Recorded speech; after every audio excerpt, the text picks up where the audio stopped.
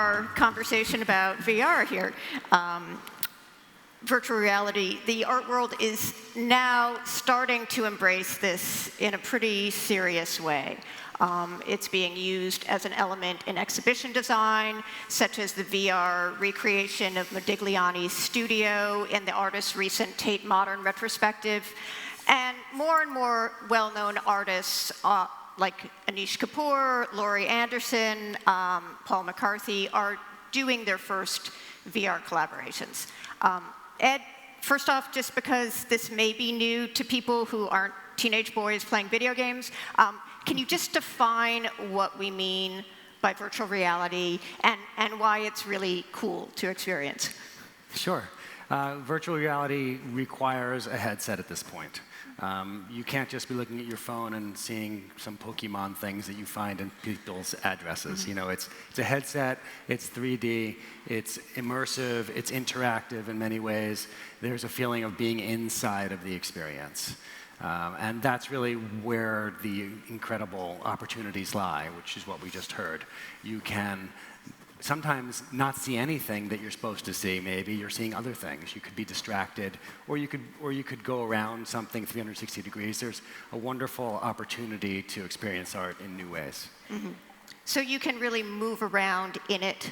You can literally move around. You can touch things. You can direct them with objects. You can feel. Your headset can pick up your heart rate and your perspiration and where your eyes are moving. Biometric data is very much part of the VR experience. Mm-hmm. So Sandra, can you tell us about your production company, Khora Contemporary, and how you approach artists new to virtual reality, about collaborating? Well, I think I would start with giving a bit of a background about Khora Contemporary. We were now not the only, but the first production company that started to produce contemporary artworks with artists in VR. And it's our sole focus, actually. And what we do, we are 5 partners that are passionate about both art and VR, and we try to build a bridge between the two. So essentially, we started with our founding partner, who's also here, Jens Fausgau, by thinking of a few artists that we would dream to create a VR artwork with. And one of the first ones was actually Paul McCarthy. So what we did, we went to him and did our utmost to charm him into agreeing to do a VR artwork with us. Well, what sold him? What was your pitch? Well, I think VR is today's avant-garde. I mean, there is little today which is brand new. I mean, there is no new medium to explore. And this is a completely something which is the future. And I think it's a medium which every artist, probably in one way or the other, is wishing to work with. So I think it was a combination of our passion for art, of us believing that VR is the future of the art world, and just showing him what we have done. We actually came to a studio in LA with 2 VR pieces we've created with Eric Parker and Tony Ausler, and the moment he put on the headset, he was totally convinced. So we didn't have to do actually much talking. And then once the process started, he was so excited that the VR work that he created actually has 11 versions. So this, the storytelling potential, was that interesting to him? Because he tells quite some stories. Well, and I think that, I don't know if any of you have tried the McCarthy piece in Venice, with which we launched Khora Contemporary last year, but I mean, for us it was very important that VR, transcends the borders, and we use it as, the footprint for the artist. So when you see Paul's work, or Eric's work, or Yu Hong's work, you really see their DNA, you see their footprint. And, it's a storytelling, it can be storytelling, it can be something which the practice which the artist uses in other media. For example, Yu Hong is a Chinese artist with whom we did our last artwork. She's a painter. She's a fantastic painter, a very realistic painter that deals a lot with the way the Chinese women are perceived in the culture there. And she actually used her painting in the VR and painted over a period of very long time, several months, templates which were then wrapped and created into this VR art piece. Cool. So Ed, as a lawyer, what do you see as the intellectual property issues around artists using VR?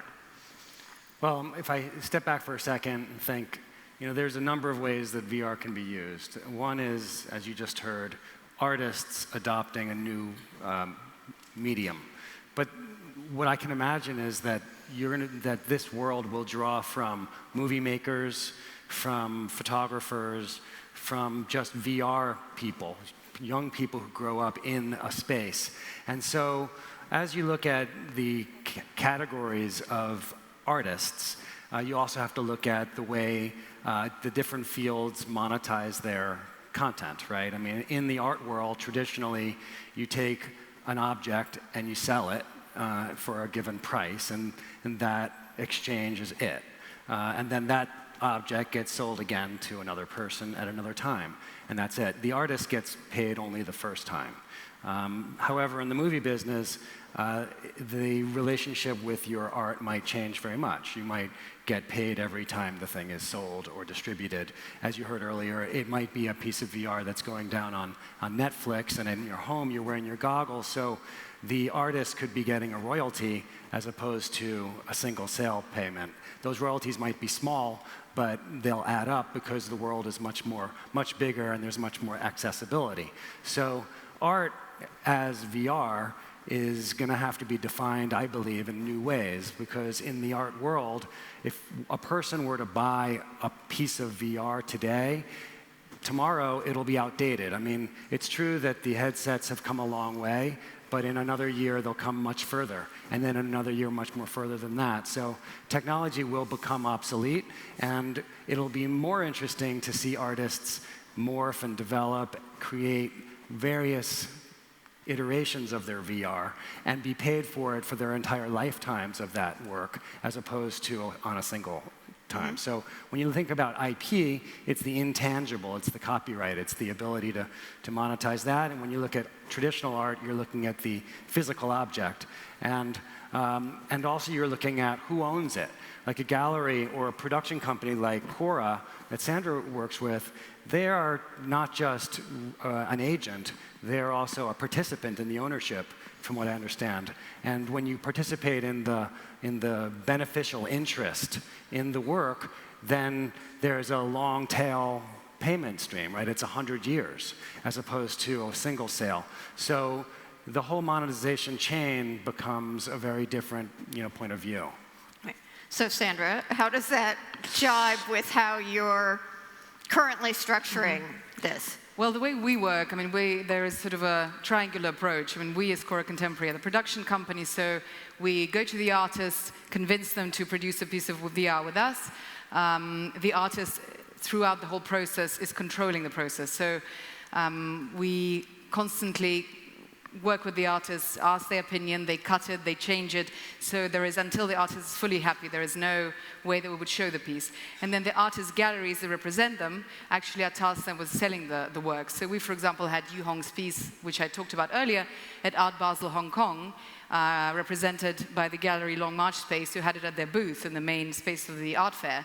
And it was, first foray into the, commercial art world, which was actually very successful. And as you know, the great advantage of VR is also that it draws crowds, which is an advantage also for museums, which many people have talked before our panel. And the way it works with us, that we do have the ownership together with the artist and the gallery and the structures on a case-by-case basis. And because it's quite a nascent field, obviously I think there'll be more regulations as we work with it more and as we go along. But at the moment, that's how it stands. So we had work with limited editions. So as you said, there are several different ways. And I know Qt works as almost like a pay-per-view, when you pay membership and then you have to have the equipment. We work with editions, limited editions with the VR work. So, Paul's work has 3 editions plus 2 APs, and really a bit like video art. And of course, because of the laborious process of the making, the price levels are like for an artwork by the artist. So there are going to be various approaches. But this is not to say that we might not want to also, when the technology develops and VR goggles become more accessible, and almost all of us will have it with our iPhones or Androids, that we might do a pay preview and have 2 different types of works, one for a museum exhibition and for a public space, and another for somebody to consume, to a greater public to consume. So with the limited edition, what is the ownership structure? Well, the ownership is owned by us and the artist, so 50-50. And then obviously the gallery. And then how does the gallery come into play? And then the gallery, the profit is divided between the gallery, Khora Contemporary, and the artists. And quite often we want the artists to get the most out of the profit. And this is how we finance further productions.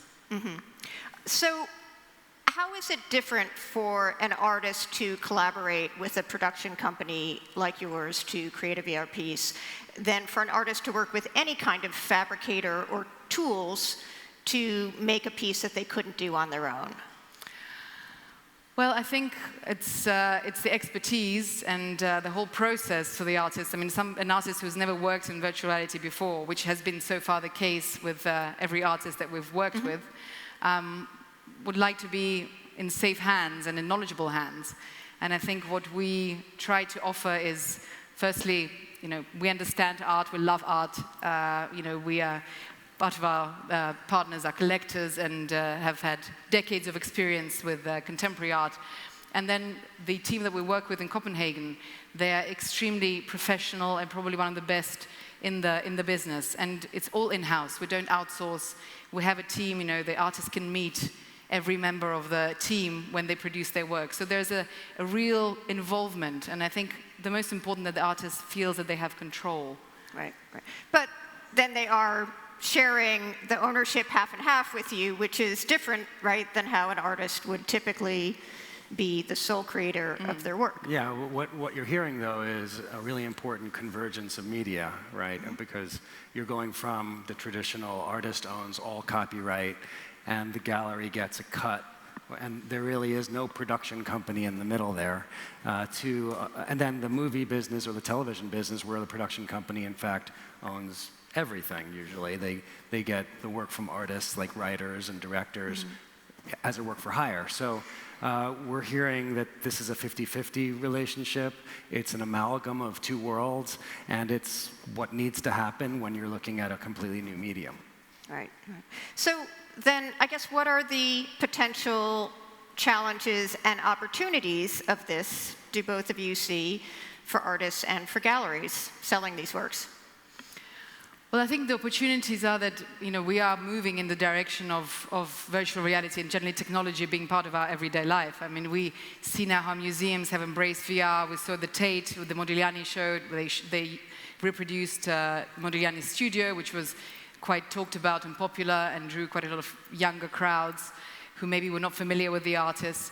You have virtual museums where private collectors put their artworks into a virtual world so you can approach the works and see them in a virtual space without having to actually physically go to the museum. And of course we have VR artworks, and this is something which has existed for the last 2 years, and we already now see so many new artists trying out this medium. And I really think that this is the future. And I always ask myself, how would my kids want to experience art? What would draw them to a museum? Because although in our family we all come from the art world, so we force them to look at art. But they perceive art in a completely different way if it's done with aid of technology, whether we like it or not. And I think this is the future, and this is an opportunity for us to draw the younger generations to museums, to art galleries. And who knows, maybe there's going to be virtual collections, maybe they'll have a whole bank of virtual artworks that they can exchange. And in the next 5-10 years, we really believe that this will be the future. Right. May I add something? Oh, please. I think that the live event business is crucial. So live events like a pop-up where you can go in and experience VR, and the artist will benefit from that because people will pay to see what they've created.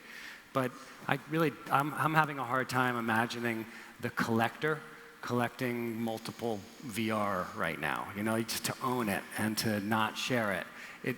To me, it's more of a share kind of medium, one where you pay to view it and pay to play it, or you show up one time and you do it, and therefore the monetization has to be in more small increments I would imagine, than one large payment that will happen on a given transaction. So can I ask, what are these limited editions currently priced at? What kind of, I mean... Well, we have, some young artists, for example, Ukrainian young artist Nikita Shalini, who's actually here also at the Frieda Bode Salon in Berlin, if you want to see it. There's an edition of 20, and he costs 5,000 euros. But, it goes up to 300,000. So, the price is discussed, obviously, with the artists and the gallery. And actually, we've had sales, and collectors are starting to want to experiment, and particularly those who have private foundations or private museums, because it's a start of something completely new, and as I said, the avant-garde of today. Right. But then a platform like Acute Art is sharing VR projects online for a small annual membership fee if you have the VR equipment, something like $29 a year. So that's a big disparity. Yes, I think that at the moment you will find that not so many people have the equipment. So that's one way of putting it. I think on the whole, the more there are, in the business, the better. And I think the different approaches, we're also testing the approaches. And because of the process of creating the artwork, how long it takes, I think the artists that have done VR, it is a very, very laborious process, not only for the programmers, but for the artists. It starts with sketches or storyboards, or, it's a real project which takes several months to complete. And I think all that work, and at the moment, of course, the production costs are quite high, so the works have to be priced accordingly.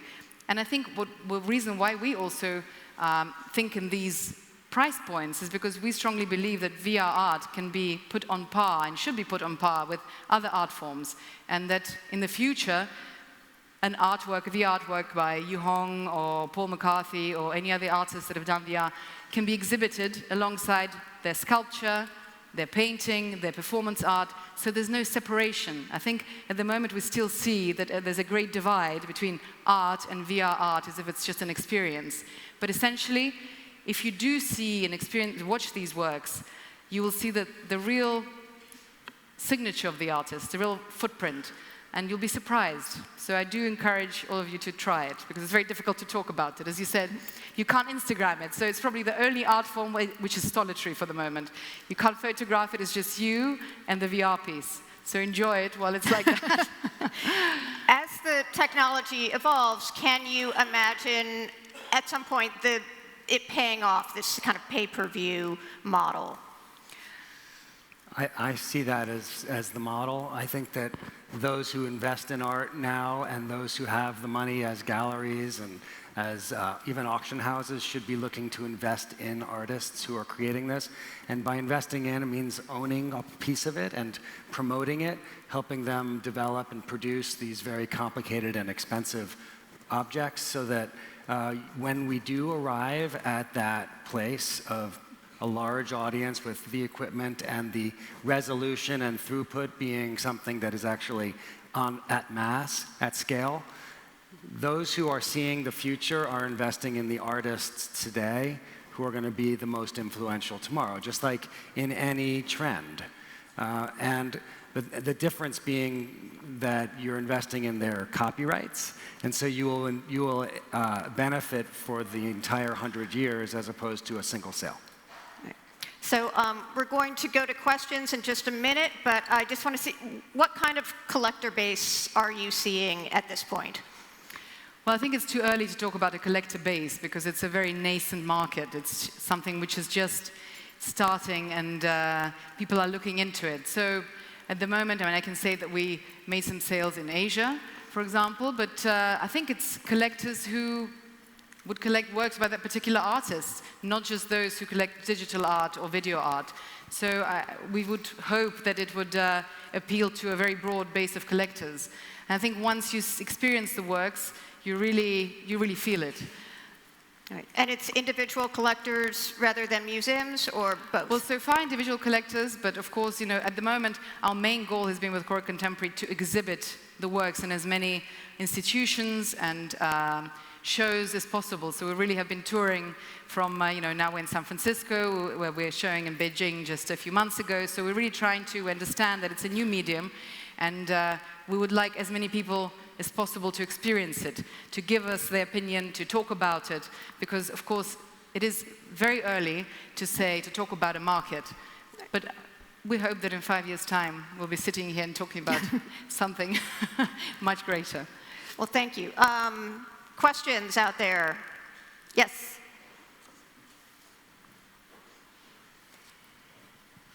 Hi, I'm really interested in VR and actually the crossover between art and film.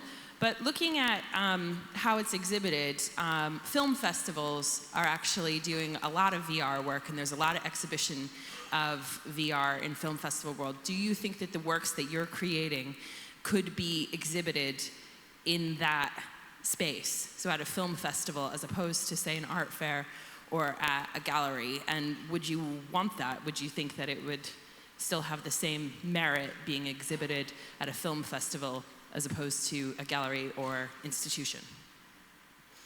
Well, in fact, it's interesting to say that, because we have been approached by several film festivals, and we're in talks with several of them in Europe and also in the US about exhibiting some of the works. And I feel that we're absolutely for it, because anyway, I think in the way the art world is evolving today, there is a great crossover between film, as you said, and theater and sound art and, flat art and virtual reality art. So absolutely, I don't see why we should not exhibit them at film festivals. And in fact, we have that in our plans. So we're very, very happy to work with them. Anyone else? Yes, back there.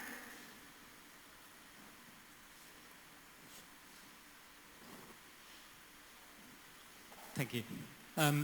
I have a question about distribution channels for VR. You were mentioning before that it doesn't seem to be yet a collector base, but I was wondering, there are plenty of online communities for VR. Have you seen the development of galleries or art venues within existing platforms and VR universe? Because it strikes me that the best way of actually getting adoption would be to use existing channels instead of trying to go from scratch. You have thousands, millions of people using VR platforms. Are you aware of any distribution or galleries that are going VR?